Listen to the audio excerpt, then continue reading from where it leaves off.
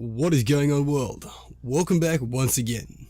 My name is Zach Novak and this is Zach Novak Plays Games. Now, I'm sorry that I am losing my voice. In this video, it is going to be very hard to kind of hear me, but there is some seriously awesome information that has surfaced about the Rise of Iron storyline. Roll the intro, this is pretty freaking cool.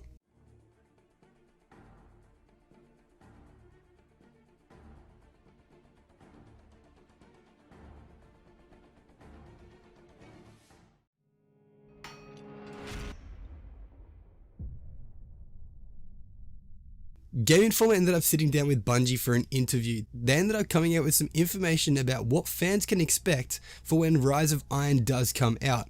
Now, Rise of Iron is said to be balanced in the past and the present, in the story of the player's guardian as they push the story forward in the present time while also learning about the past and how the past continues to affect the Destiny universe in the present and the future. Rise of Iron's story is all about uncovering what happened in the past, learning from it, and moving past it.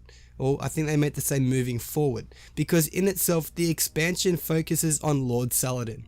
However, in the actual whole storyline in itself, the scale and the contrast of the Taken King storyline, where players faced off against a galactic threat of Oryx, the story of Rise of Iron is a bit more personal, as it actually is tied to Lord Saladin, but what happens still implies to what has actually happened in the Destiny universe on an epic scale. The themes of the Rise of Iron are duty, honor, and nostalgia. Now that in itself I think is pretty freaking cool. They go on to say that part of nostalgia is revisiting some old places that have changed. Now, Bungie also says that although the story is about Lord Saladin and what happened to the Iron Lords, it is still all about the player. Now, Bungie also recognizes that the world sees the player as you are the guardian. This story is yourself. Your history in the game is now. The Rise of Iron will also continue to infuse a sense of humour into the franchise, much like the Taken King did, where there was a balance of epic scale and seriousness while also infusing the franchise with some humour in itself. However, whereas in the Taken King, Cayde 6 was the main source of humour, the primary quest giver is Lord Saladin, who Bungie says is much more serious than Cayde. Bungie is also implicating a humour through other characters like the player's ghost. I also think that Shiro 4 will also be some form of, I guess, comedy, because he is friends with Cayde, so that is pretty freaking cool. But what fans can actually expect is some seriously awesome story driven cinematics. Now this in itself I am so super hyped about. The actual cinematics from the Rise of Iron that we've seen so far is freaking awesome. The cinematics that were actually available in the Taken King, freaking cool. Now this is just kind of expanding on it. It's going to be one of those big things. Some of the cinematics that actually Bungie has said is willing to reveal kind of focuses on Lord Saladin, his past, and how he actually became who he is, and how the players can experience him in the actual game.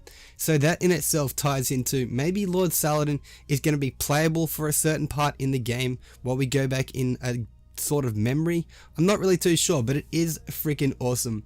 Bungie is also adding some much more needed Grimoire to the game, so people can actually go through and flesh out more of the story if they want. They can learn the history of the Iron Lords and how they became who they are. The Iron Lords in themselves have also been described as a knightly order from the Dark Age, like the Knights of Arthur and the Round Table. Now, as you notice there, it says the Dark Age, not the Golden Age. So players will recognize the Lords of Iron from the Iron Banner weapons that have been actually in the game since year 1.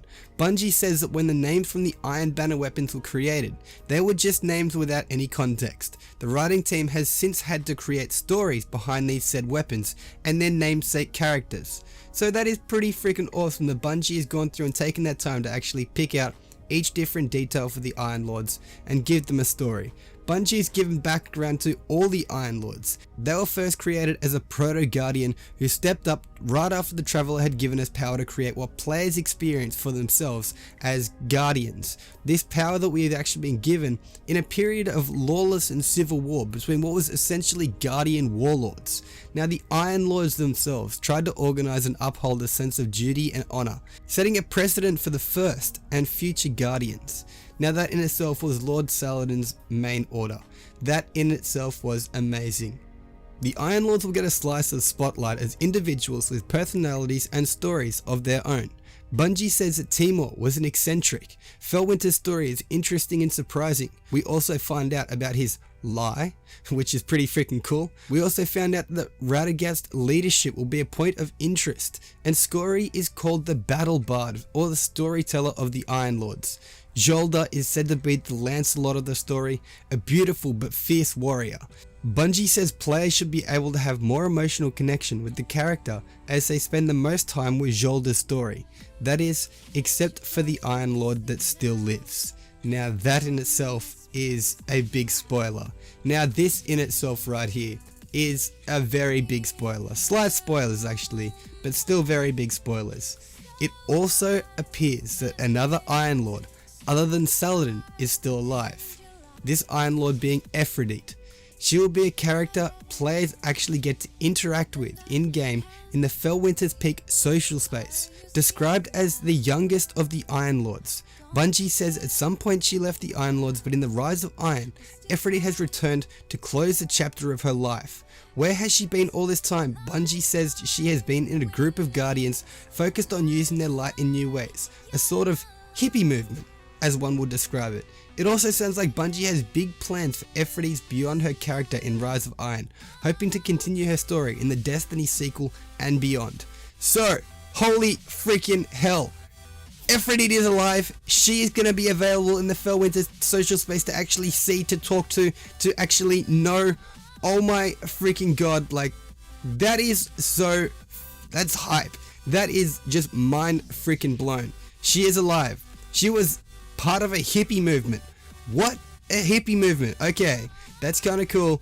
Spoilers do end there. However, Bungie also references an Arthurian legend when talking about Rise of Iron and how that was very intentional. Lead writer Chris Schalerf, I don't know, I probably butchered your name right there, mentioned the movie Indiana Jones and the Last Crusade as a sort of inspiration.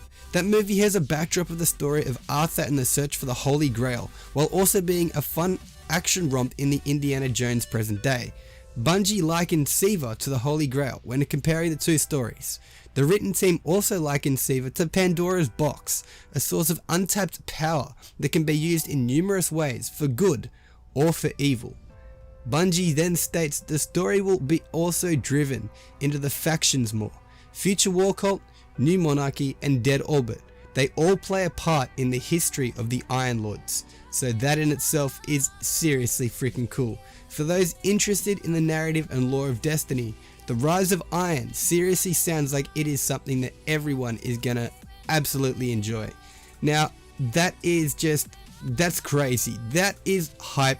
EFRIDEET is alive. She's going to be available to actually talk to in the social space. Saladin is going to be more of an actual serious guy that talks to you and is more on a personal level. All this stuff about the actual Iron Lords where we're going to go back and actually experience certain things from them.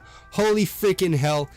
That is crazy. So, as you guys can see, this thing has got me so freaking hyped. I'm at the point where I'm just like, I'm losing my mind. So, Knightly Order from the Dark Age, the Iron Lords in themselves, the beasts, they were just amazing. EFRIDEET, who is still alive.